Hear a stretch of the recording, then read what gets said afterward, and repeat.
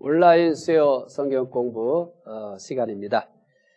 오늘은 이제 19강 지혜에 대해서 공부하겠습니다. 전도서 7장 11절부터 12절까지 말씀입니다. 전도서 7장 11절부터 12절까지 말씀입니다. 말씀 함께 읽겠습니다. 지혜는 유산같이 아름답고 햇빛을 보는 자에게 유익이 되도다. 지혜의 그늘 아래에 있음은 돈의 그늘 아래에 있음과 같으나 지혜에 관한 지식이 더 유익함은 지혜가 그 지혜 있는 자를 살리기 때문이니라. 아멘. 지난주 그리고 그 앞에 주 이렇게 2주에 걸쳐서 18강을 공부했습니다. 그러니까 18강을 2주에 나눠서 그렇게 공부한 것입니다. 복습하도록 하겠습니다. 18강 더 나은 것 전도서 7장 1절부터 10절까지 내용입니다. 첫 번째, 좋은 이름이 좋은 기름보다 낫습니다. 전도서 7장 1절 내용입니다. 좋은 이름은 하나님과 사람들에게 얻게 되는 평판을 뜻합니다. 두 번째는 죽는 날이 출생하는 날보다 낫습니다. 전도서 7장 1절이죠. 왜 그러냐 하면 두 가지 얘기를 했습니다. 첫째는 출생과 죽음이 주는 교훈 때문에 죽는 날이 출생하는 날보다 낫다고 했습니다. 두 번째는 전개되는 삶의 현실 때문에 죽는 날이 출생하는 날보다 낫다고 했습니다. 세 번째는 초상집에 가는 것이 잔치집에 가는 것보다 낫습니다. 두 가지를 얘기했습니다. 첫째는 죽은 누를 생각합니다. 둘째는 초상집에서 생각하게 되는 것은 자신의 삶을 뒤돌아보는 것입니다. 네 번째 더 나은 것은 뭐냐? 슬픔이 웃음보다 더 낫습니다. 전도서 7장 8절 내용입니다.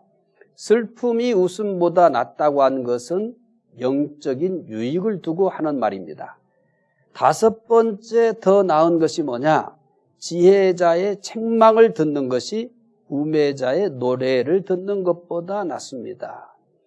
여섯 번째, 끝이 시작보다 낫습니다. 마지막 일곱 번째, 참는 것이 교만한 것보다 낫습니다. 전도서 7장 1절부터 10절에 가르치려고 하는 중요한 핵심이 뭐냐면 더 나은 게 뭐냐라고 하는 것입니다. 더 나은 게 뭐냐. 그래서 전도서 7장 1절부터 10절 말씀을 읽을 때는 여기에 맞춰서 이렇게 성경을 읽으시면 되겠습니다. 자, 오늘은 제19강 지혜, 전도서 7장 11절부터 12절 말씀 가지고 공부하도록 하겠습니다. 성경은 지혜에 대해서 자주 말합니다. 지혜가 가장 잘 나타나고 있는 성경을 가리켜 뭐라고 얘기하냐면 지혜문학이다 이렇게 얘기합니다. 지혜문학은 어떤 성경들을 가리켜서 말하냐면 지혜문학은 욥기, 잠언, 전도서, 그리고 시편 가운데 있는 일부의 시입니다.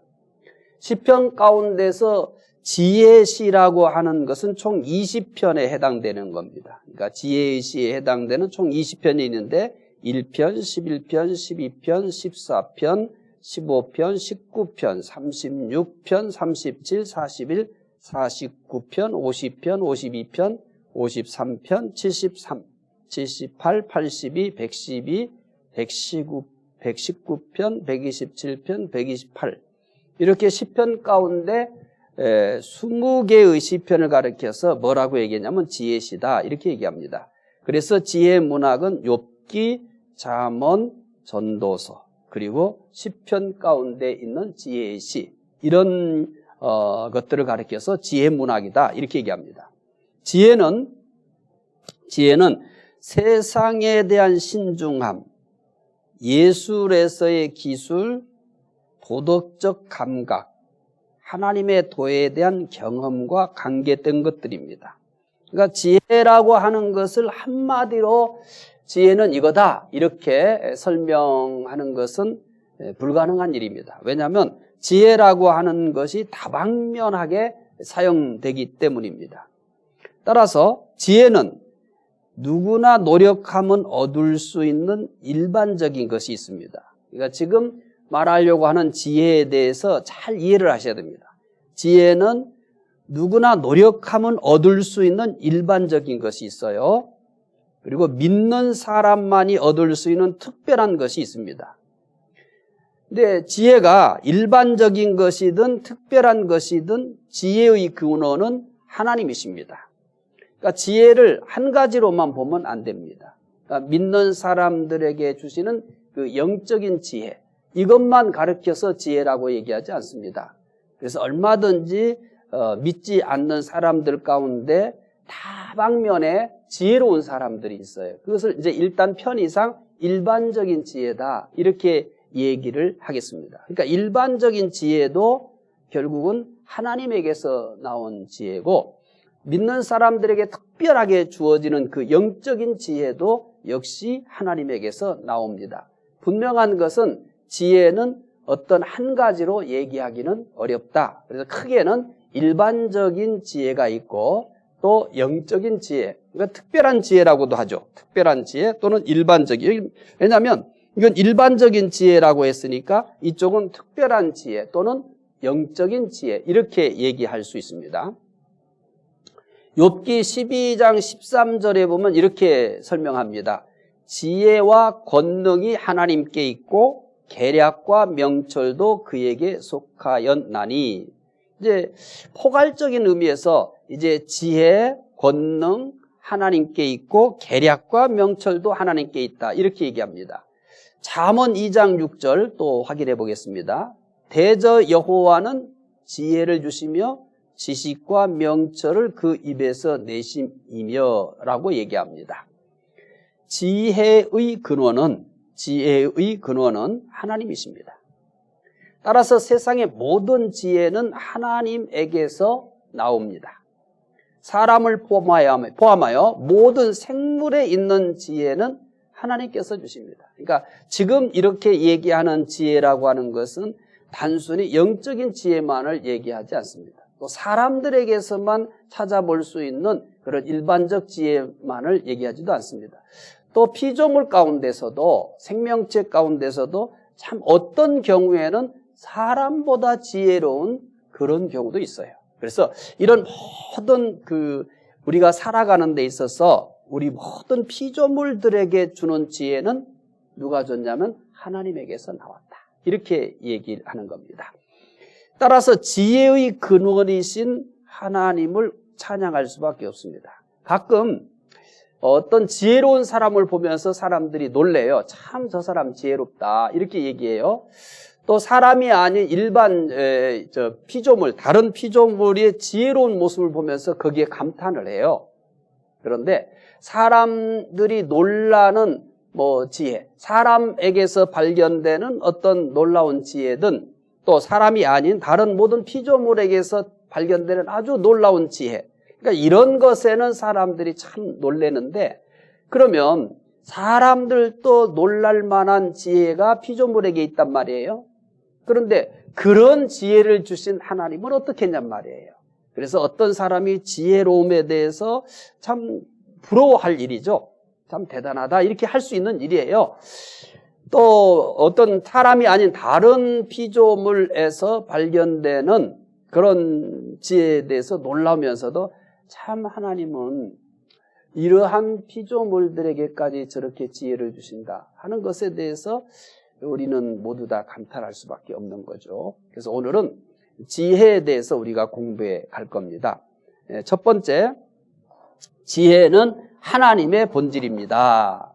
지혜는 하나님의 본질이다. 잠언 8장 22절부터 31절까지를 보면은 8장이죠. 8장 22절부터 30절. 그러니까 지혜에 대한 내용들이 이제 이렇게 다양하게 전도서에만 있는 게 아니에요. 잠언에게도 있어요. 그러니까 잠언 8장 22절부터 31절까지 보면은 지혜를 의인화시킵니다. 그러니까 나중에 시간이 있을 때 한번 펼쳐서 읽어보시고요. 아니면 이 공부가 끝난 다음에 잊어버리기 전에 바로 잠언 8장 22절부터 31절까지예요. 여기는 지혜를 의인화시켰습니다.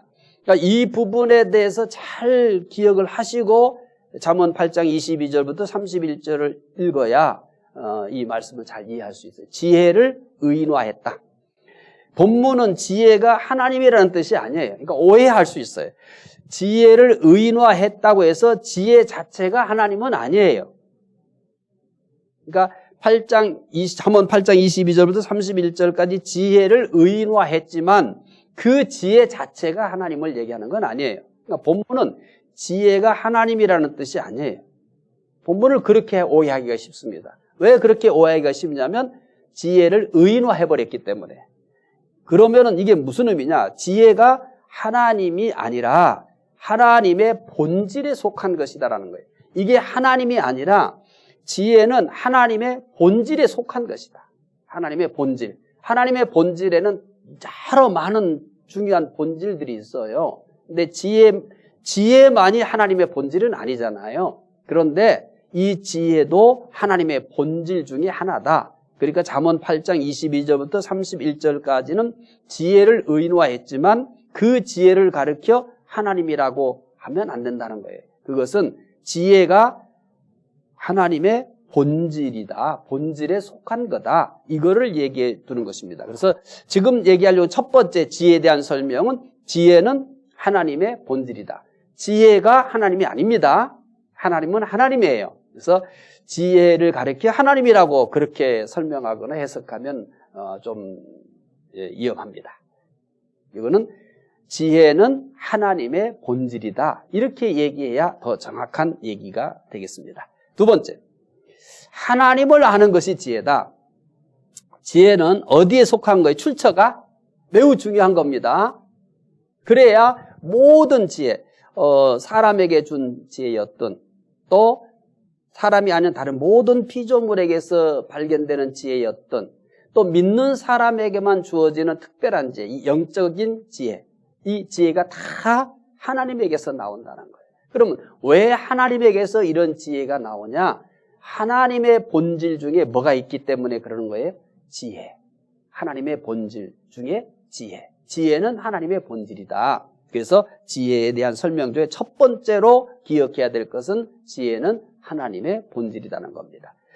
따라서 그러면은 우리가 이렇게 이제 하나님의 그 지혜는 하나님의 본질이라고 그랬어요. 그러면 이 지혜의 그 본질이 지혜라는 그 근본이 하나님에게 있는 거거든요. 그러면 뭐가 진짜 지혜겠어요? 이런 걸 첫 번째를 이해를 해야 그 다음에 두 번째 하나님을 아는 것이 지혜입니다. 이게 이해가 되는 거예요. 그런데 첫 번째에 대한 이게 중요성을 모르고 첫 번째는 몰라요. 첫 번째에 대한 선 이해가 안 돼 있어요. 그러니까 아무것도 아니고 가벼운 것 같지만 절대 가벼운 게 아닌 것이 우리는 하나님을 아는 것이 지혜다. 이건 많이 알아요. 그러면 이렇게 제가 질문할 거예요. 1번을 안 배웠어요. 그러면 이렇게 얘기할 수 있어요. 하나님 아는 것이 지혜입니다. 이렇게 누군가가 얘기해요. 그러면 왜 하나님을 아는 것이 지혜입니까? 이렇게 물으면 막히는 거예요. 그래서 우리는 더 중요한 뿌리를 배우지 않는 겁니다. 자꾸 이 보여지는 것만 배우는 거예요. 그래서 그 한계에 우리는 넘어가지 못해요. 지금 말씀드린 것처럼 이건 대부분 크리스찬이 알잖아요. 하나님을 아는 것이 지혜입니다. 이건 다 알잖아요. 그런데 대부분이 이게 한계인 거예요. 이렇게 만약에 물은다면 하나님을 아는 것이 지혜라고 그랬는데 왜 하나님을 아는 것이 지혜예요? 이렇게 물으면 그 다음에는 이제 이 부분에 대한 정리가 안 돼 있잖아요. 그러다 보니까 뭐예요? 자기가 평상시에 알았던 상식들을 다 동원해서 설명을 하지만 그런데 자기도 그것에 대해서 자신이 없는 거죠. 그래서 하나님을 아는 것이 지혜입니다는 첫 번째 게 해결돼야 가능하다. 첫 번째 게 뭐였어요? 지혜는 하나님의 본질이다. 그러니까 당연히 두 번째 하나님을 아는 게 지혜죠. 지혜는 하나님의 본질에 속하는 거기 때문에 그러니까 당연히 하나님을 아는 것이 지혜죠. 자, 잠언 9장 10절. 그러니까 지혜에 대한 공부를 하기 때문에 전도서에 언급된 지혜만 공부하게 되면 어차피 지혜 문학에 해당되는 거니까 또 똑같은 솔로몬이 지은 거기 때문에 그래서 지혜에 대해서 말하는 잠언과 전도서를 이렇게 같이 살펴보면서 지혜를 제가 설명하고 있는 거예요. 잠언 9장 10절 읽겠습니다. 여호와를 경외하는 것이 지혜의 근본이요 거룩하신 자를 아는 것이 명철이냐. 이제 이 말씀은 이해하겠죠. 그러면 이제 잠언 9장 10절 여호와를 경외하는 것이 지혜의 근본입니다. 이렇게 얘기했어요. 그렇죠? 그러면 이제 이렇게 물어요. 여호와를 경외하는 것이 지혜의 근본인 이유를 설명하세요. 여러분은 설명할 수 있잖아요. 대단한 거예요. 쉬운 거지만 아주 간단한 거지만 오늘 공부하신 분들은 어쩌면 오늘 공부를 안 하신 분들은 평생 여호와를 경외하는 것이 지혜의 근본입니다. 이것만 외우고 있는 거예요. 그런데 누군가가 여호와를 경외하는 것이 왜 지혜의 근본이에요? 이렇게 물으면 그렇다니까 보라고 잠언 9장 10절이 그렇게 돼 있잖아. 그러니까 그런 거야. 내가 이렇게 설명해도 참 무모하죠.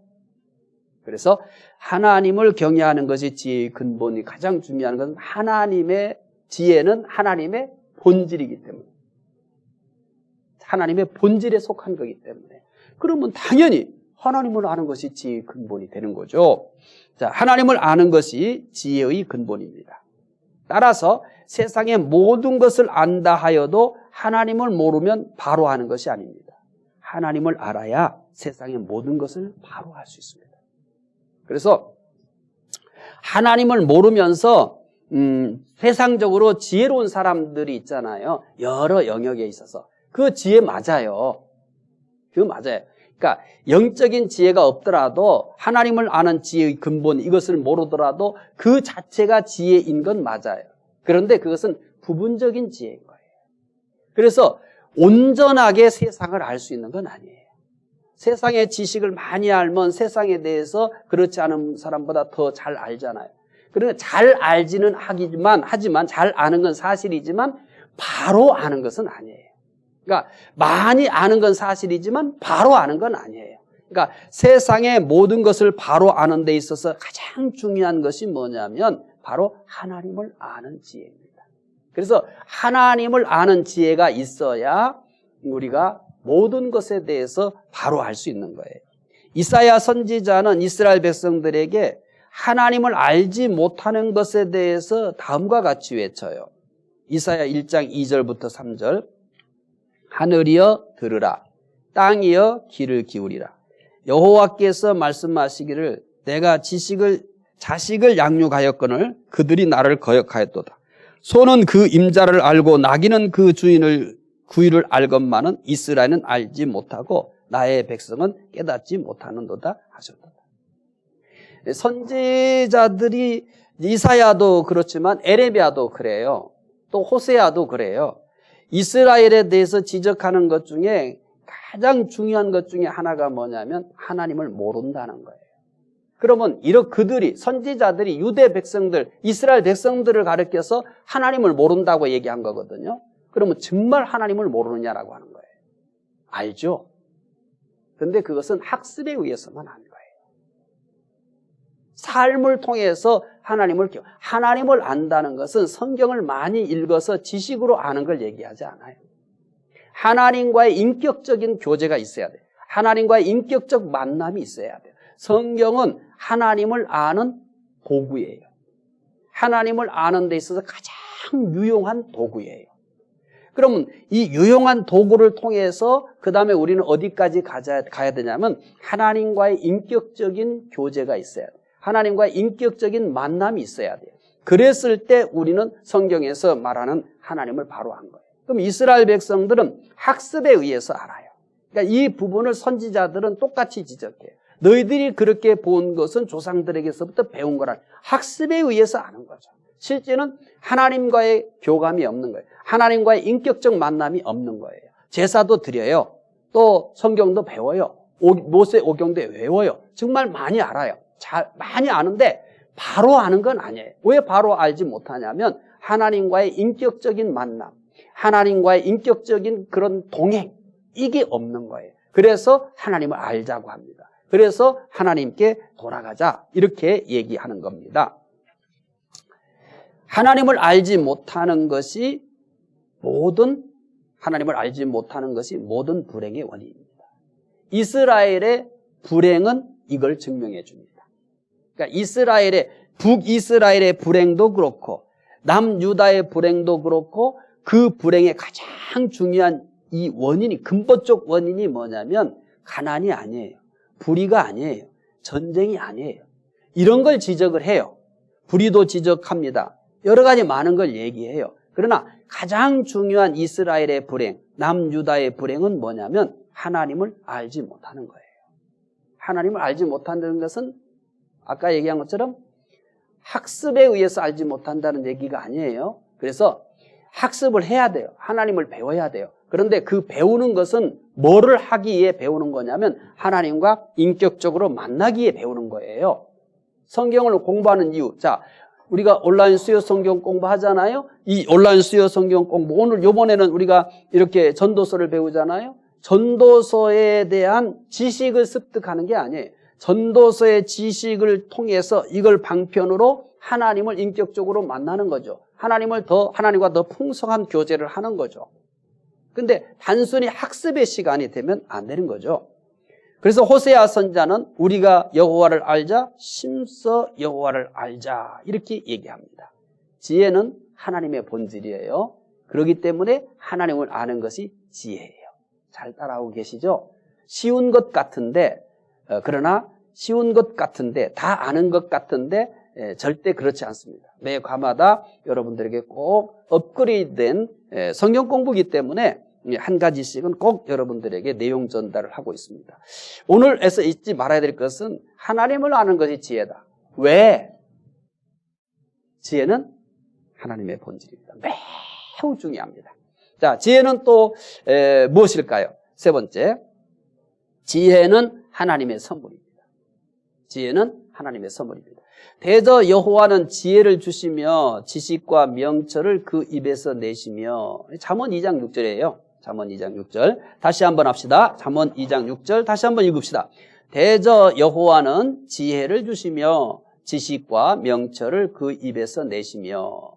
지혜는 하나님이 주십니다. 피조물에게 있는 지혜는 모두 하나님의 선물입니다. 말씀을 시작할 때 얘기했잖아요. 그러니까 믿는 사람에게는 특별한 지혜가 있어요. 그 특별한 지혜를 표현을 바꿔야 얘기하면 영적인 지혜다라고 얘기할 수 있어요. 그게 뭐냐면 하나님을 아는 거예요. 물론 이 하나님을 안다는 것은 아까 얘기한 것처럼 학습에 의해서 아는 것이 아니라 학습이 도구가 되어 하나님과 인격적으로 만나는 거예요. 학습이 반드시 필요합니다. 지금 성경 공부가 필요하니까 성경 우리가 배우고 있는 거 아니겠어요? 이 자체가 목적이에요. 그 목적이 뭐냐? 얘는 도구예요. 오늘 성경 공부는 도구예요. 이 전도서 공부가 목적이 아니에요. 이 전도서 공부는 전도서 공부가 도구가 되어 전도서를 통해서 만날 수 있는 그 하나님을 만나는 거예요. 하나님을 경험하는 거예요. 하나님을 인격적으로 경험하는 거예요. 하나님을 인격적으로 만나는 게 목적인 거예요. 전도서를 이해하는 게 목적이 아니에요. 전도서를 통해서 내가 필요한 것을 얻는 게 목적이 아니에요. 전도서를 통해서 내가 뭘 깨닫는 게 목적이 아니에요. 가장 중요한 목적은 뭐냐면 전도서를 통해서 하나님을 경험하는 거예요. 인격적 하나님을 경험하는 거예요. 하나님을 더 풍성하게 경험하는 거예요. 그러니까 이 전도서를 공부하는 것은 도구. 그 다음에 이 도구를 통해서 하나님을 경험하면 그 하나님의 경험이 그 다음에 무엇을 이제 우리에게 열매로 나타나냐면 깨달음입니다. 그러니까 성경을 공부하는 것만으로서는 깨닫는 게 불가능해요. 성경을 공부하는 것으로서는 지식의 습득이에요. 근데 내가 성경을 공부하다가 깨달았어. 그럼 그분은 성경을 지식으로 공부해서 깨달은 게 아니에요.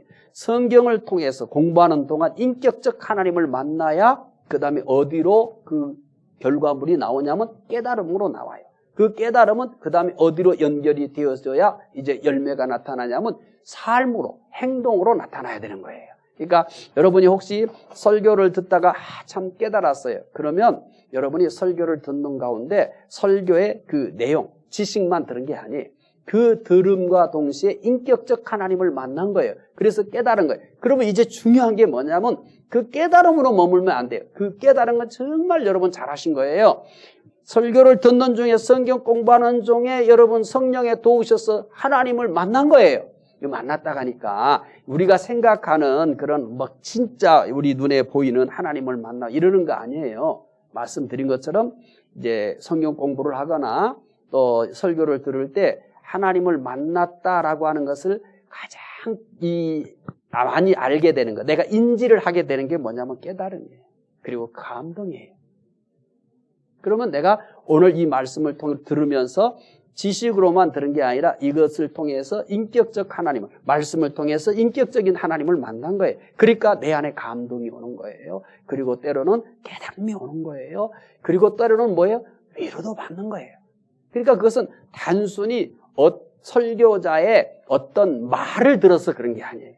그러면 말을 들으면 지식은 축적되어지는데 감동이 없어요. 깨달음이 없어요. 그러니까 안타까운 거죠. 그런데 여러분이 설교를 듣는 중에 말씀드린 것처럼 큰 깨달음을 얻었어.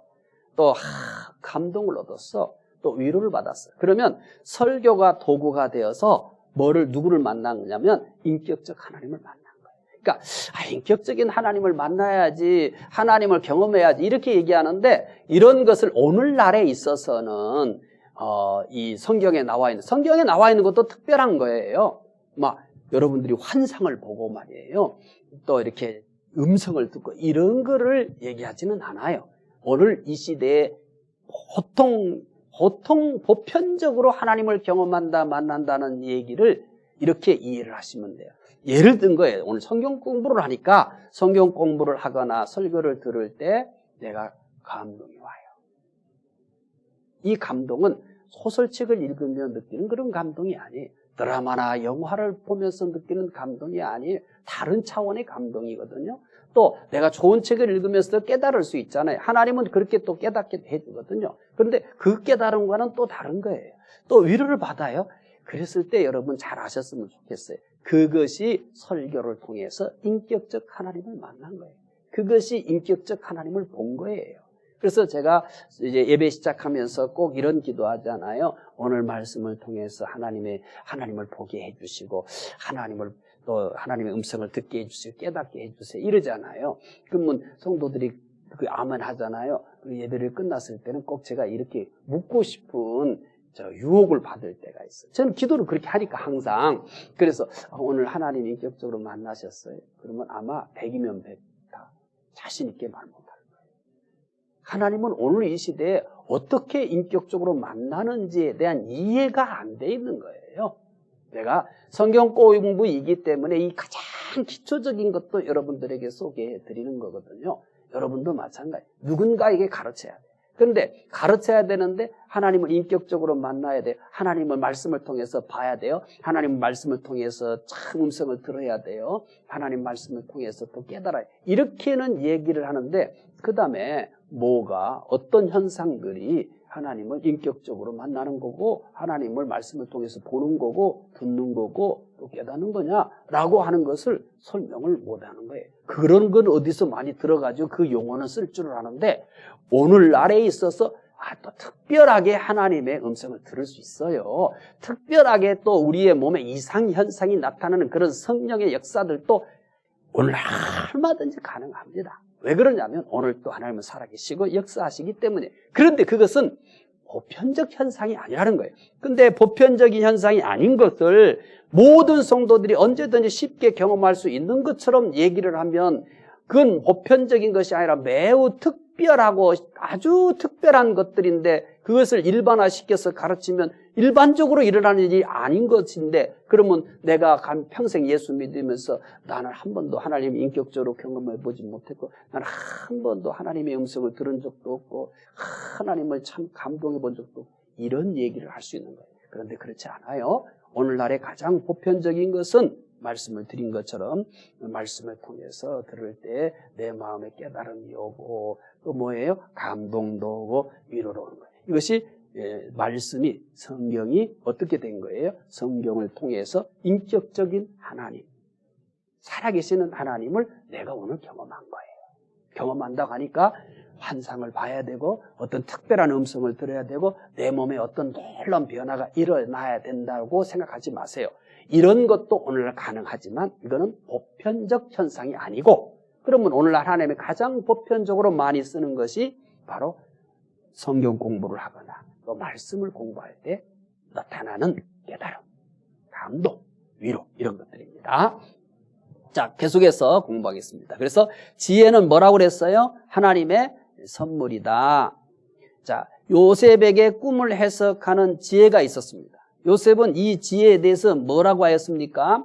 요셉이 술 맡은 가론장과 떡 굽는 가론장의 꿈을 해석할 때 다음과 같이 고백해요. 말씀 잘 따라오고 있죠? 아주 쉬운 내용인데 꼭 이제 오늘 이 실지 성경을 우리가 읽었었던 그런 내용들 속에서 지혜에 대해서 정말 이게 하나님의 선물이다, 이런 것을 확고하게 여러분들이 자리 잡아야 돼요. 창세기 40장 8절, 그들이 그에게 이르되 우리가 꿈을 꾸었으나 이를 해석할 자가 없도다.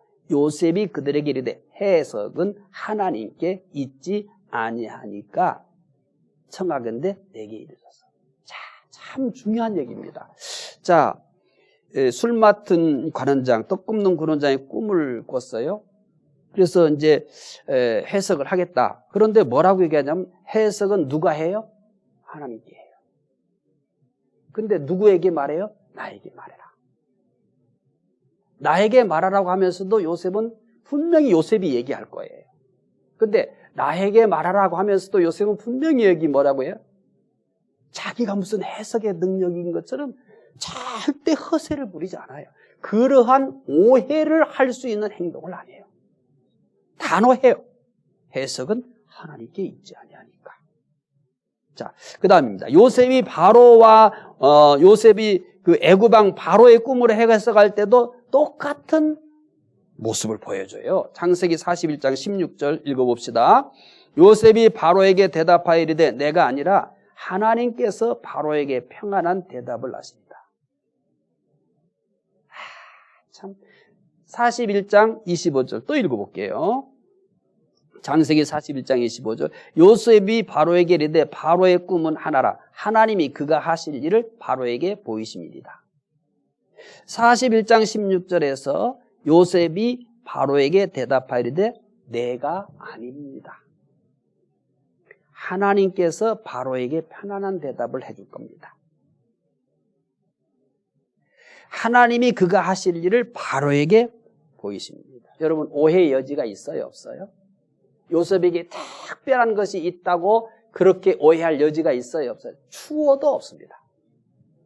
요셉은 꿈을 해석하는 지혜가 하나님께 왔음을 반복하여 고백합니다. 즉 지혜는 하나님의 선물이라는 거예요.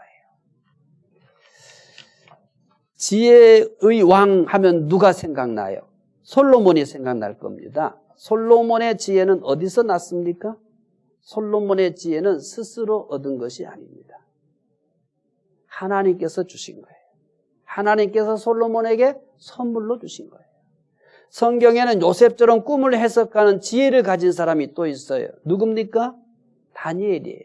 하루는 바벨론 왕 느부갓네살이 꿈을 꿨어요. 그런데 잠에서 깨어난 후에는 무슨 꿈을 꾸었는지 기억나지 않습니다. 이런 경험은 느부갓네살에게만 있는 게 아니죠. 오늘 온라인 수요 성경 공부하고 계시는 분들도 꿈은 꿨는데 참 깨고 나서는 꿈이 꾼 거 사실인데 그런데 어떤 꿈을 꿨는지 생각이 안 나죠. 흔하게 경험하는 일이에요. 느부갓네살이 그렇게 된 거예요. 꿈을 꿨는데 분명히 아주 특별한 꿈이었는데 그 꿈이 생각이 안 나는 거예요. 그래서 느부갓네살 왕은 나라의 안에 있는 박수, 술객, 점쟁이, 술사 등을 모두 불렀어요. 그리고 자기가 무슨 꿈을 꾸었으며 그 뜻이 무엇인지 말하라고 합니다. 그러고만 끝난 게 아니에요. 만일 말하지 못하면 어떻게 한다고 얘기하냐면 다 죽이겠다고 얘기합니다. 큰일 났죠? 누가 이걸 말할 수 있겠어요? 이때 다니엘이 이 문제를 해결하기에 나섭니다. 그는 이것을 어떻게 해결할까요? 다니엘은 세 친구에게 하나님께서 보여주시도록 기도하라고 부탁했어요. 하나님은 응답하셨습니다. 하나님은 다니엘에게 꿈과 해석을 알려주셨어요. 다니엘은 이 사실을 느부갓네살에게 반복적으로 말합니다. 하나님이 알려주셨다. 하나님이 알려주셨다. 하나님은 다니엘에게 느부갓네살 왕의 꿈을 해석할 수 있도록 지혜를 주셨어요. 지혜는 하나님의 선물입니다. 지혜가 필요합니까? 모든 분이 지혜가 필요합니다. 예수님은 제자들을 전도하러 보내면서 양을 이리 가운데 보내는 것과 같다 하면서 뱀같이 지혜로워라 이렇게 말씀합니다.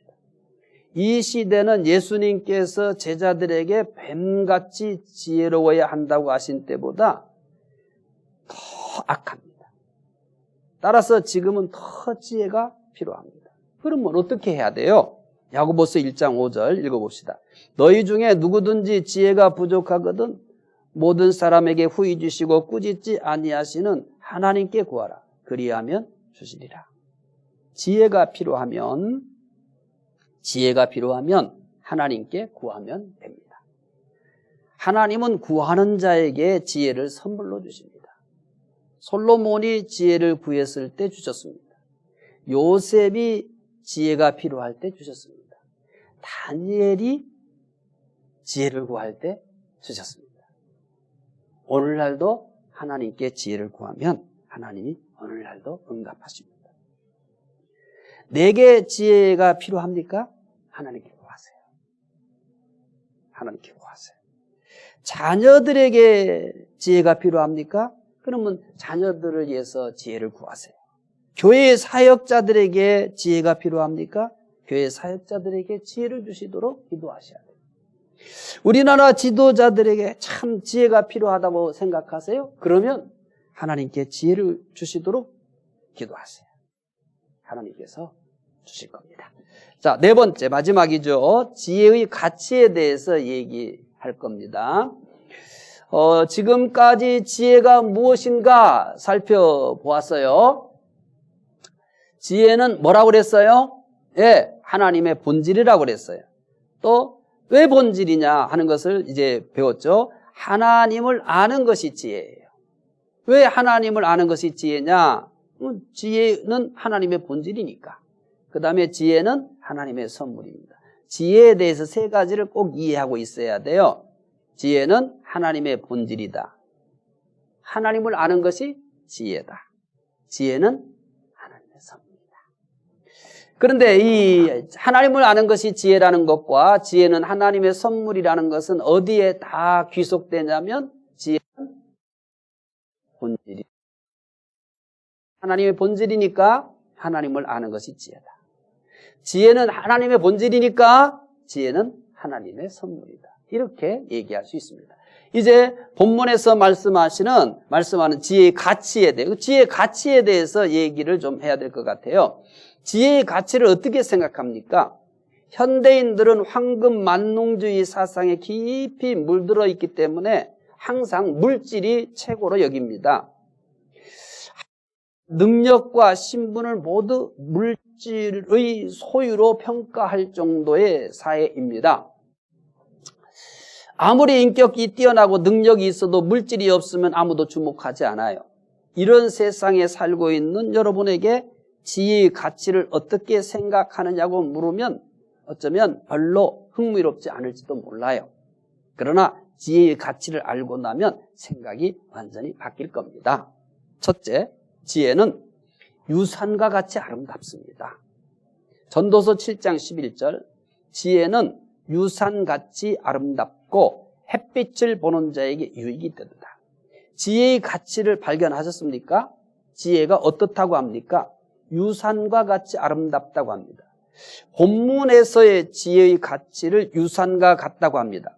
지혜의 참 가치를 이해하려고 하면 오늘 이 전도서 7장 11절 본문에서 지혜는 유산과 같이 아름답다고 한 이것을 이해하려고 하면 이스라엘 사람들이 유산을 어떻게 생각했는지를 알아야 돼요. 왜 그러냐면 이 지혜는 유산과 같이 아름답다고 하는 것은 그 당시의 문화를 배경으로 하고 있는 거예요. 이스라엘 사람들이 유산을 어떻게 생각하고 있는가에 근거하여 지혜는 유산과 같이 아름답다라고 한 거예요. 유산이란 조상으로부터 물려받은 재산입니다. 그런데 이스라엘 사람들은 유산을 단순히 재산으로만 생각하지 않아요. 우리가 생각하는 것과는 달라요. 그들은 유산을 무엇보다도 소중하게 여겼어요. 심지어 생명보다도 더 소중하게 여겼어요. 이것을 잘 증명하는 사건이 하나 있어요. 북이스라엘의 아합 왕 때 나봇이라는 사람이 있었습니다. 나봇에게는 포도원이 있었어요. 근데 이 포도원이 아합이 사는 왕궁 가까운 곳에 있었습니다. 아합은 나봇의 포도원이 탐이 났어요. 그래서 나봇에게 그 포도원을 팔라고 합니다.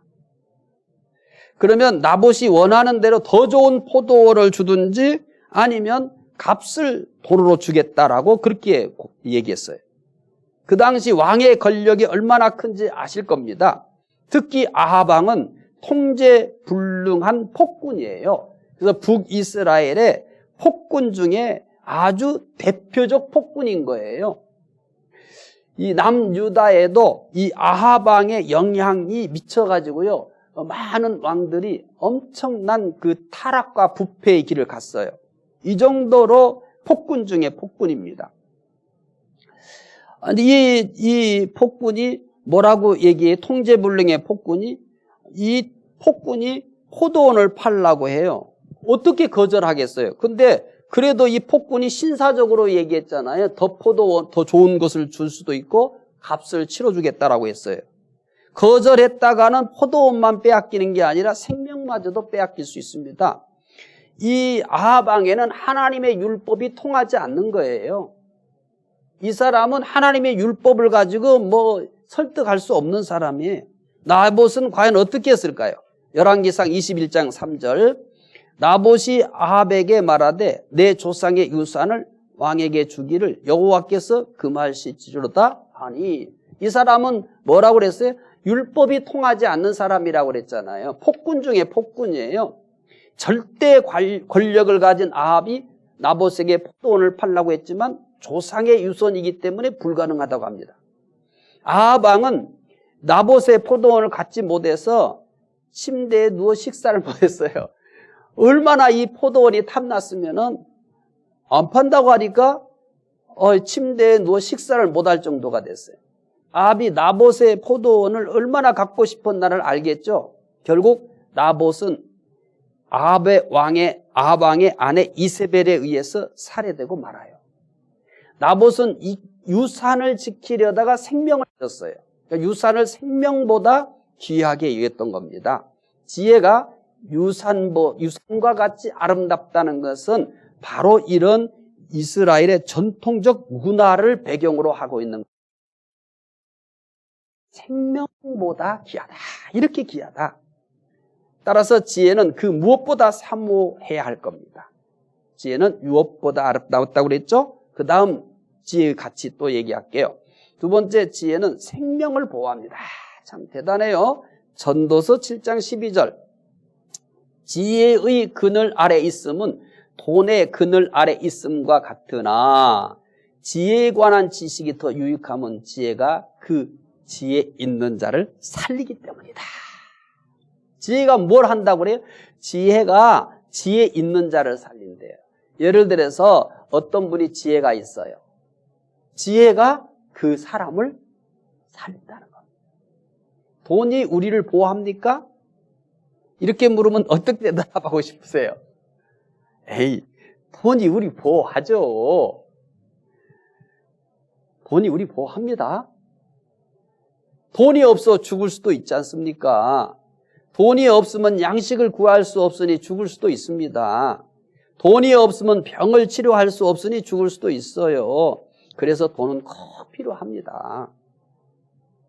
돈은 분명히 우리를 보호합니다. 돈 때문에 많은 사람들이 죽잖아요. 그러니까 돈이 우리를 보호하는 건 맞아요.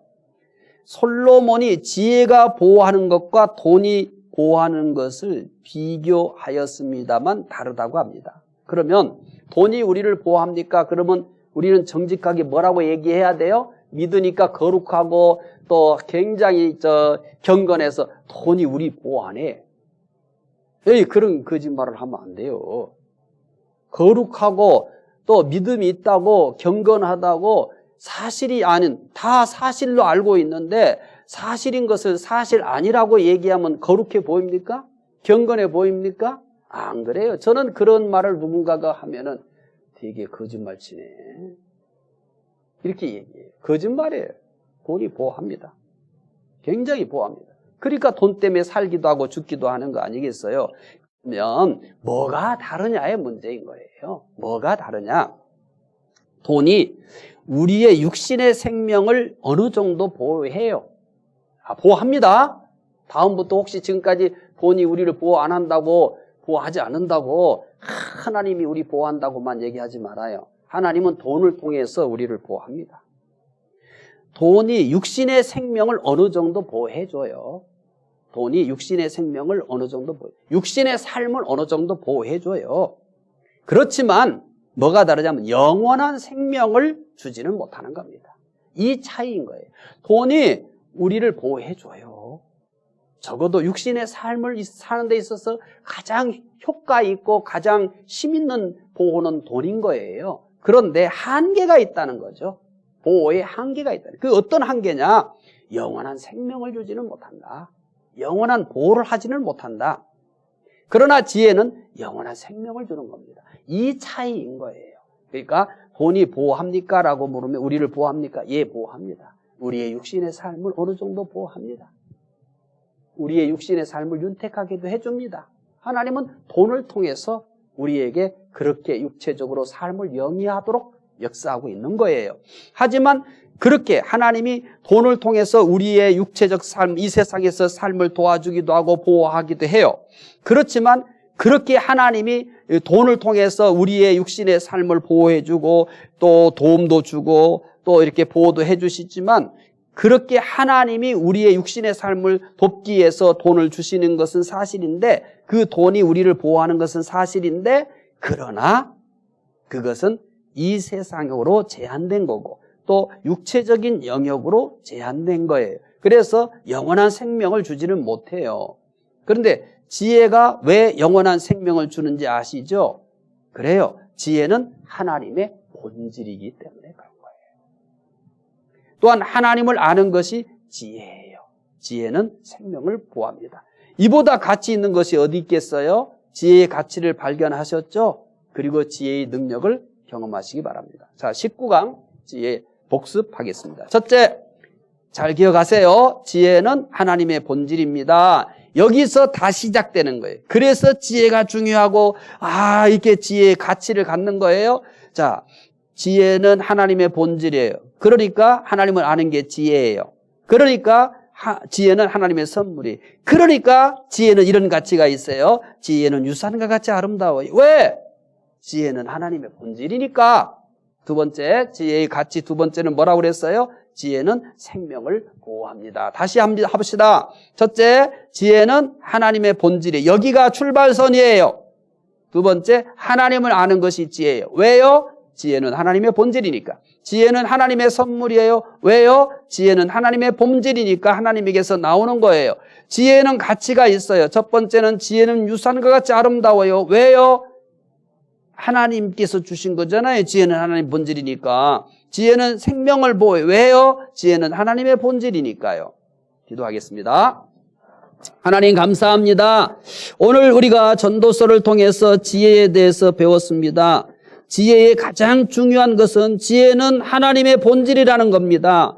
하나님, 이렇게 지혜가 하나님의 본질이기에 하나님을 아는 것이 지혜고 지혜는 하나님의 선물이고 또 지혜의 가치가 있는데 지혜는 유산과 같이 아름답고 지혜는 생명을 보호한다고 합니다. 하나님, 이렇게 지혜를 깨닫게 해주시고 지혜를 사모하게 해주시고 그리고 이 지혜의 능력과 이 지혜가 주는 유익들을 누리며 살게 해 주시옵소서. 감사하며 예수님 이름으로 기도드리옵나이다. 아멘.